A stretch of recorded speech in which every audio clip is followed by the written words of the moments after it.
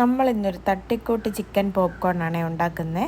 അപ്പോൾ അതേ ഞാൻ അതിനായിട്ട് ബോൺലെസ് ചിക്കൻ ഇതുപോലെ മുളക് പൊടിയും മഞ്ഞൾപ്പൊടിയും കുരുമുളകും ഗരം മസാലയും ഉപ്പും കൂടെ ചേർത്ത് ഒരു 30 മിനിറ്റ് റെസ്റ്റ് ചെയ്യാനായിട്ട് വെച്ചിട്ടുണ്ടായിരുന്നു.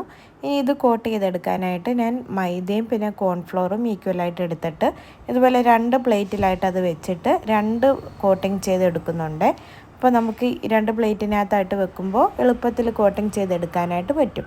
ഇനി അതാ ഞാൻ ആ എക്സസ് ആയിട്ട് നിൽക്കുന്ന പൊടികളെല്ലാം തട്ടിക്കളഞ്ഞിട്ട് വേറൊരു പ്ലേറ്റിലേക്ക് എടുത്ത് വെക്കുന്നുണ്ട്. എന്നിട്ട് നമ്മുടെ സൺഫ്ലവർ ഓയിലാണ് ഉപയോഗിച്ചിരിക്കുന്നത്. നല്ലതുപോലെ തിളച്ച് വരുമ്പോൾ ഇത് ഓരോന്നോരോന്നായിട്ട് നമുക്ക് പെറുക്കിയിട്ട് കൊടുക്കാവേ.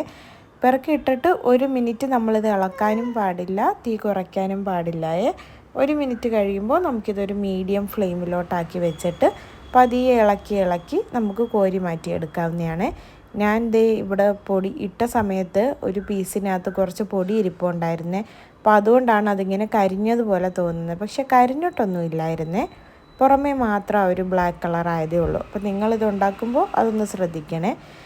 ഞാനിപ്പോൾ ഏകദേശം ഒരു 4-5 മിനിറ്റ് ഇട്ടതിന് ശേഷമാണ് ഈ കോരി മാറ്റിയെടുക്കുന്നത്.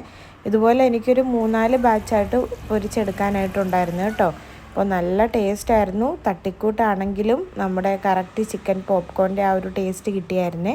അപ്പോൾ നമുക്കിനി ഇത് ടൊമാറ്റോ കെച്ചപ്പോ അല്ലെങ്കിൽ നിങ്ങൾക്ക് ഇഷ്ടമുള്ള എന്ത് ഡിപ്പ് വേണമെങ്കിലും സൈഡായിട്ട് വെച്ചിട്ട് ഒന്ന് കഴിച്ച് നോക്കാം. അപ്പോൾ എല്ലാവരും ഉണ്ടാക്കി നോക്കിയിട്ട് എൻ്റെ ഫീഡ്ബാക്ക് കമൻറ്റിലൂടെ അറിയിക്കണം കേട്ടോ. ഈസി ആയിട്ട് ഉണ്ടാക്കാൻ പറ്റിയൊരു സ്നാക്കാണ്, ഉറപ്പായും ഉണ്ടാക്കണം.